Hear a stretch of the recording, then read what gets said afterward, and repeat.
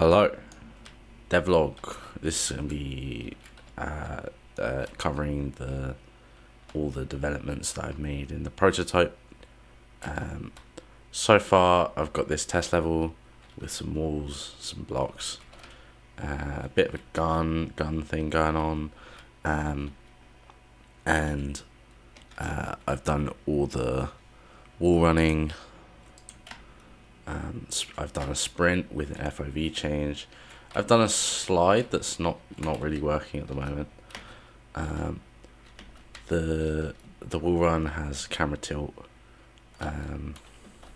You can chain the wall runs. You got a bit of air movement, kind of stuff like that. Typical movement shooter things. So to start, we've got I'll start with the sprint.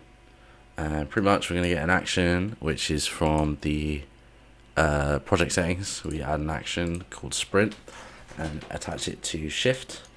When it's pressed, you set the max walk speed to the sprint speed in relation to the character movement component, which manages the walk speed. And then when you release the key, it takes the default, sets it back to the default walk speed.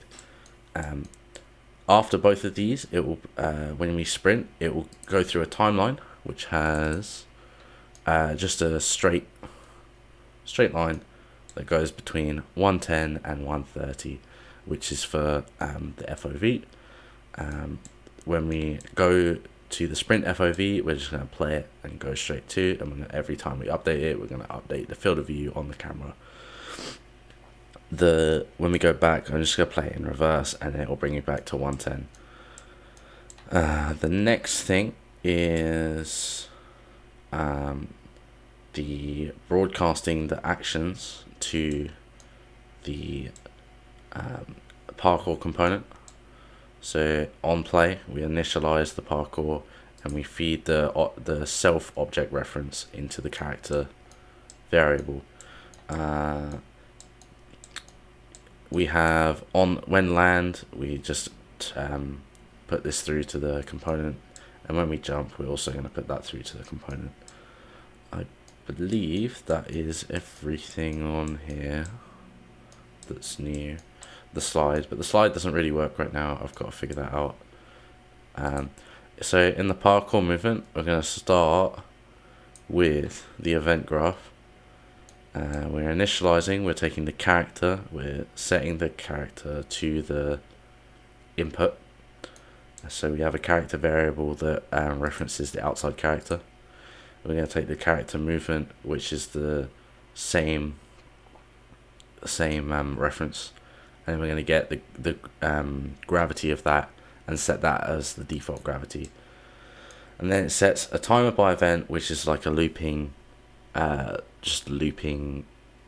event activator, which activates the wall run update, which when the wall run is not suppressed, goes through the wall run update function.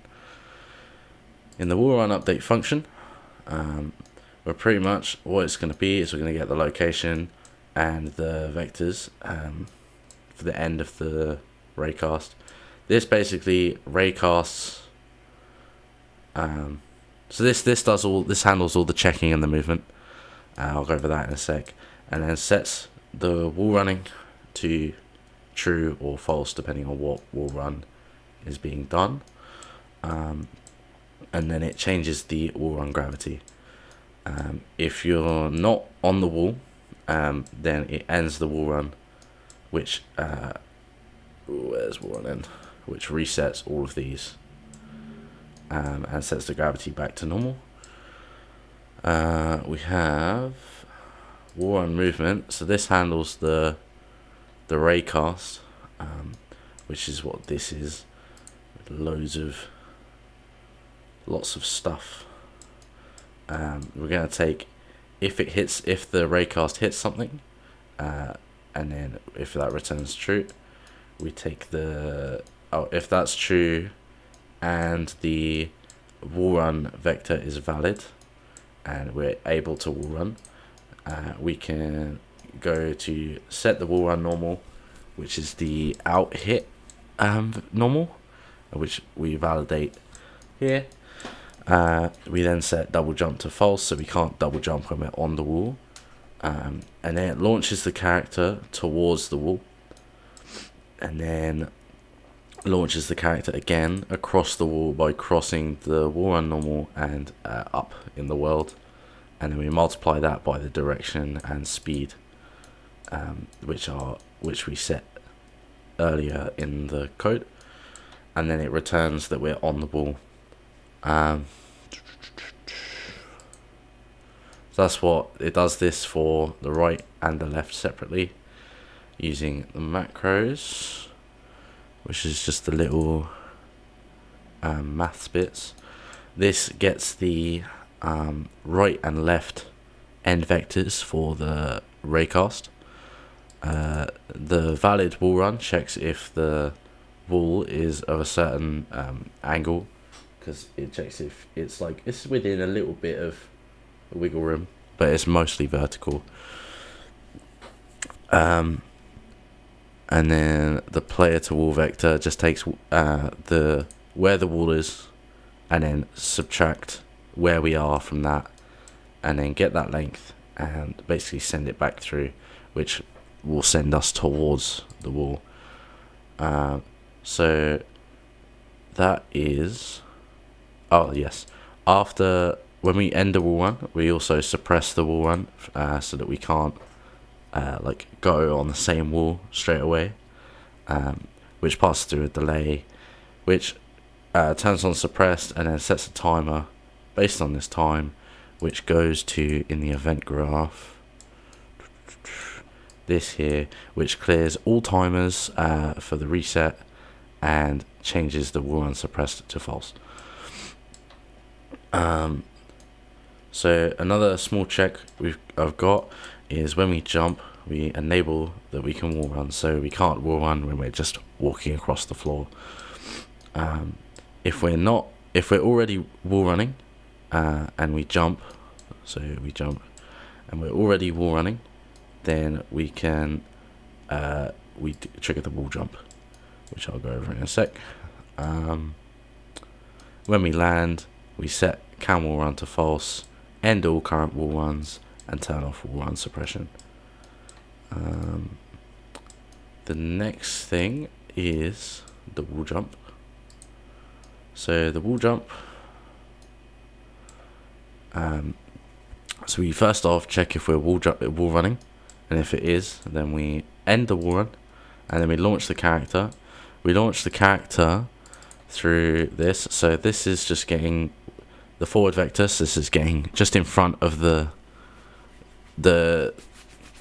flat plane direction of where we're looking, and then multiplies that by this variable, which is 75, and then brings that back, which we can split up and then send us in that direction with the wall jump force amount, and then we go up the amount of the wall jump height, which launches us in this direction.